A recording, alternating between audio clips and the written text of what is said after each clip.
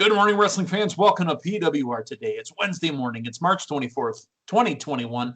I'm the man they call Meathead, and boy, the spring is just popping here in the Fox Valley. How is spring in the greater Denver area? Matthew Thomas, good morning.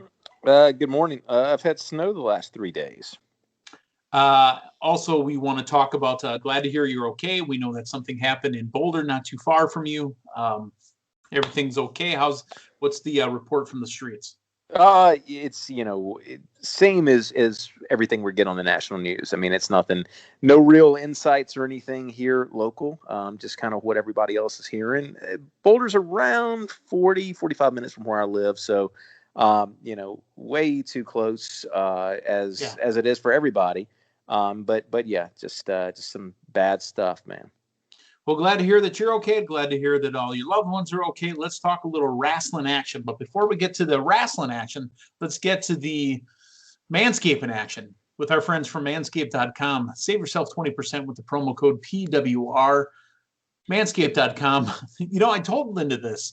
And again, this is true. We don't even blink an eye anymore. When I'm talking about all your ball fro hanging out from the winter, make sure you get that cleaned up over at manscaped.com. We don't want you wearing those, nut hugger shorts and having, your afro hanging out, looking like you got Don King in a headlock. Get on over to Manscaped. The thing of it is, like I heard you guys talking about grilling the last couple of days, it's a fire hazard. It is a fire hazard. Plus, you'll singe yourself. Get yourself over to manscaped.com. Get rid of Don King in a headlock. And get yourself silky smooth like Dave the Zohan Hero. Plus, collarandelbowbrand.com, it's 10% off with free shipping if you order something $40 or more from Uncle Al over at collarandelbowbrand.com using the promo code PWR360. I'm wearing my Irish Whip t-shirt today because it is actually very silky smooth and very comfortable. Matthew Thomas, I know you got stuff coming. I know you've been looking over the store as well. PWR360 will save you 10% plus if you're ordering more than $40. I think Uncle Al still got some free shipping for you in the spring clear out there. Absolutely. And I do want to go back to Manscaped actually on Impact tonight. Last night. I don't know that I've seen their ad before on Impact, but they popped up. They popped up quite conveniently between Frank Thomas's ads where he's talking about his Louisville Slugger. So get your Louisville Slugger up and then get yourself Manscaped. Oh, boy. I'm just glad that this is not a video show because if we're talking about, getting rid of Don King in a headlock, this should be audio only. Could you imagine that visual? Disgusting. I can only, the thing of it is we talk about Frank Thomas, but you're almost getting, it's almost every ad or every other ad, you've got Doug Flutie on there now. So like, it's not even just a Frank Thomas thing anymore. It's kind of a Thomas and Flutie thing as well. Yeah. He's manscaping his Flutie flakes. So let's talk a little wrestling news before we get into what's going on tonight for AEW and NXT. A couple of things have popped since Monday. I want to get your thoughts on Sunday and Monday as well, Matthew, in just a second. But first off, Dave Batista has confirmed he will not be part of the Hall of Fame class being inducted this year. It's just a scheduling conflict. Dave had said, go ahead and pull me out for this year. I can't do it. I'm going to be busy. He's probably doing Guardians of the Galaxy, something along those lines. But Dave Batista busy right now, unable to appear at the Hall of Fame, so he's been pulled from the class. However, a new name seems to be all but confirmed by Sabu, son of the original Sheik. It seems to be Rob Van Dam. RVD looks to be the next Hall of Fame inductee. Your thoughts on Batista not being in the class and RVD possibly being in the class? Well, it only makes sense that you've got to work it around people's schedules. And I mean, it would have worked last year, but not necessarily this year. So I think that's reasonable. I mean, he will definitely get in, when it is convenient. But I think RVD is very fitting, for his tenure of work in WWE. But, as we've seen with the Hall of Fame, they, in past years, have really looked at the whole body of work as far as what people have done for professional wrestling, i.e. case in point, Eric Bischoff. So when you look at, those pillars of ECW, RVD, right there. I mean, in his style, you've really got to look at what his overall style did to the business, did to the industry as far as that athletic, high-flying style. Definitely a trendsetter. RVD, a former WWE champion. I don't mean Intercontinental. I don't mean tag team. I mean WWE champion. He took the ECW championship and he took the Money in the Bank contract and he said, I'm going to go ahead and wrestle at ECW One Night Stand. And he beat John Cena. Remember, Cena wins, we riot? Yes. No. RVD won and became the WWE champion. So those 2 years, 05, I believe it was 05 and 06, those 2 one-night stands, my goodness. Hopefully they've been converted to Peacock now. I don't know if they have or not, but my goodness, just 2 very interesting, distinct pay-per-views to watch. Something that I don't think you've seen before or will see since. They were there in that very intimate ECW setting, and just as far as crowd interaction, and I remember going back to 06 when you had that main event and you had the tension. I mean, I don't know if Cena wins, we riot, if that was necessarily an empty threat. No, not in Philadelphia, not with that crowd. That was not an empty threat. That was legitimately going to happen. And all right, was Edge quintessentially in riot gear, wasn't it? Yeah, I think so. I mean, they were wearing their softball T-shirts, remember? Oh, that's right. They were. Half of the Raw brand, half of the SmackDown brand. Okay, so that's the little bit of news we got. Let's talk Impact from last night, Matthew. Kenny Omega and Don Callis both appear on Impact last night, and you so eloquently put it in the pre-tape right before we go on the air of what Don Callis promised us he would do. This is getting a little out of control. I want you to speak to it as well, but this is getting out of control. Yeah. So, I mean, it was Don Callis' answer to Tony Khan's Forbidden Door. I mean, if you look at the promo where he's talking about how he's going to suck the blood out of Impact and suck the something out of something. And here's the thing with this. It was a great idea, and it was something that really got the entire industry talking for a while. But it's become kind of a comedy bit, basically a way for the way it comes off as a way for, the talent basically trying to, pop themselves to make each other laugh. And here we've got Omega on Impact and with Callis. And I'm really enjoying Callis. I think he is one of the better people on the mic. Speaking of ECW, Cyrus the Virus. Yeah, in the business. Like Callis, I'm really enjoying it. But it's just, it's hard to take serious now. And I don't think Impact is looking that great in any of this. No. Impact is just not, it's like they're just getting stepped on, and there's really no answer. There's really no process of them getting their heat back. I mean, you kind of got to go back to early NWO, where it was NWO week after week after week, just beating down WCW. And, you'd have maybe once a month or something, WCW getting a little bit of a turnaround. There's none of that in Impact. And does that mean, Matthew, that Rich Swann beats Kenny Omega and becomes the AEW World Champion? That's the only thing that is out there as it seems, and as surprising as it would seem. That's the only thing that would make sense at this point, because if he doesn't, they've just gotten walked on this entire time, and they don't look like a credible company. Yeah. Was it before? It was before the beginning of the year, right? Yeah, I think so. Yeah. So, all right. So that's what we had on Impact. I want to get your thoughts before we start heading towards NXT and AEW. I want to get your thoughts on the pay-per-view, Fastlane Sunday night, and Raw on Monday night. Sunday night, we talked with Linda, and we really didn't see any business done, but good God almighty, Monday night business got handled. Yeah, you've really got to look at all the business that's been done between Rumble and Elimination Chamber and Elimination Chamber and Fastlane. Yeah. This was a year where WWE really moved at a rocket pace from week to week, with title changes and with things really being up in the air. So we got a little bit of some slack, I think, in the pay-per-view this last weekend. It was a solid enough show, good wrestling matches. It didn't really move the needle, progress a ton on the actual pay-per-view itself. Until the end, when the burnt up, melted, Fiend showed up through the ring. Yeah. So I mean, that was a reveal there, and I think Brian and Bryan and Reigns told a good story, and it really got people invested in, I think, what's going to happen on SmackDown this Friday. At the end of the day, Bryan made Reigns tap, although it was not recorded as a submission win, and I liked what they're doing with Edge. So we got some progression there, but no, Raw moved really quick, and a lot of the stuff that had been set in motion, they put pen to paper, and we're actually getting the breakdown of WrestleMania, what's going to be on what night. Yep. And the real surprise that I don't think we had speculated on, but I don't think there was much indication, is Asuka and Rhea Ripley going on night 2, I believe, of WrestleMania. That is potential already for that being a match that steals the show.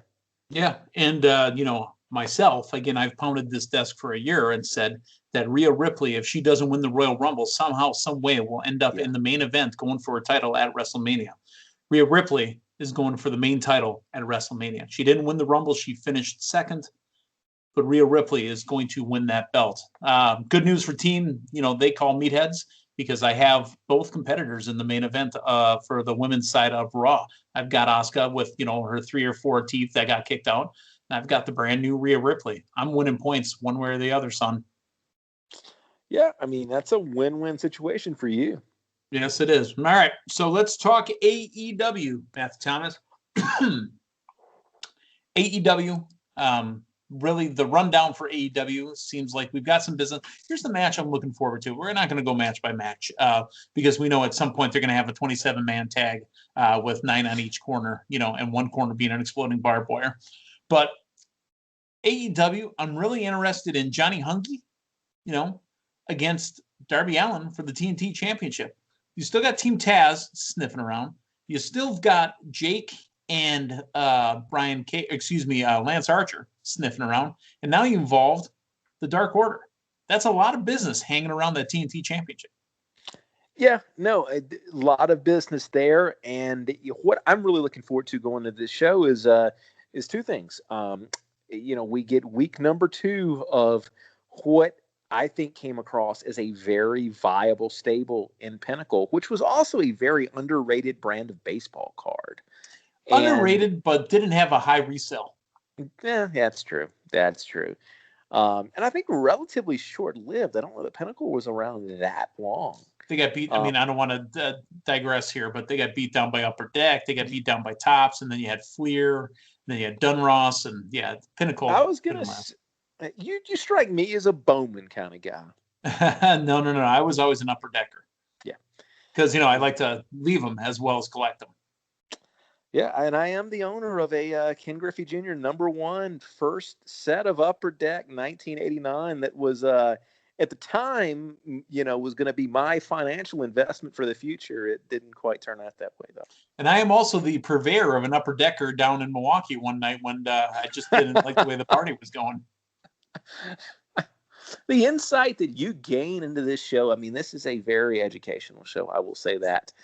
So interested in the progression of Pinnacle, and also interested in what we get from a very, very much talked about, what I thought was an excellent match last week to close the show. Lights out match for with Thunder Rosa and Britt Baker. And, I think they need to play that up. I want to see both on the show. I want to see them both with bandages and some sort of injury, but both talking about how they respected each other, but they would do it again because they just don't like each other. Yeah. No, I think AEW very possibly had their best match, or one of their easily top 5. I personally think top 2 best matches last week. They need to run with that. So yeah, Pinnacle and the women's division, that's what I want to see them really use to take advantage of what we got last week. Okay, let's talk NXT. The NXT Tag Team Championships have been vacated due to an injury in the team of Birch and Lorcan. So William Regal will address that tonight. There's also a women's tag team match that they will be defending. It is Shotzi and why am I drawing a blank? Ember Moon will be defending their women's tag team championship as well. Plus, we need more progression in Karrion Kross and Finn Balor. As far as the PWR draft goes, it has been made official. Night 1 live on the USA Network does not count towards PWR draft. Night 2, exclusive on the Peacock Network, does count towards the PWR draft. And honestly, I mean, you got Karrion Kross and Finn Balor. If you look at the rankings there, you know, Matt Damien's trying to take some real estate away from Dave Hero. And I mean, that's the winner's going to get the winner's purse there. Yeah, the winner's purse. For those that didn't get it, and Matthew, don't know if you heard from yesterday morning's program, the total is brought to you by the accounting firm Duty, Cheat, and How. We are neck and neck here with 2 events left. The man they call Meathead, 3,255 points. Drew Bay, 3,135 points. David Hero, 2,745 points. Team Matt Damien, 2,520. And then Team Longtime, Linda Kay, 2,255 points. It is anybody's ball game. I have led since the beginning, and I have 2 events left. Night 2 of TakeOver and WrestleMania. That's Saturday and then Sunday. Well, I mean, if you are able to go bell to bell, I think that, you know, we do need to get the, we do need to make it official what's going to happen in Dallas for the parade. Right. We need to name the trophy after myself, to be honest with you. It sounds reasonable. It needs to be a head that looks like me, made of meat. I don't see why not. I don't see why not either. I mean, you know, here we're just spitballing it, but honestly, that is where we're going with it. Matthew Thomas, we've got a lot of good stuff coming up as far as WrestleMania coverage as well. This has been talked out. We are going to attempt to bring you more coverage than we have brought you on PWR today. In our not short-lived, I mean, Pro Wrestling Report's been around 22 years now, but we are going to attempt to bring you more coverage than PWR today has ever brought you. We'll have Linda Kay down on the scene in Tampa, Florida. We'll have a big preview show the weekend before WrestleMania. We will try to get Linda live Sunday night for night 2, and I believe, Matthew Thomas, you have agreed to join us on night 1 for WrestleMania coverage. I have made that agreement. The contract's not official. There's still some things we need to work out as far as certain perks and, what's in it for me. But, that's the way we're going. With them, what's in it for me? That's a business term. Yeah, exactly. With them, what's in it for me?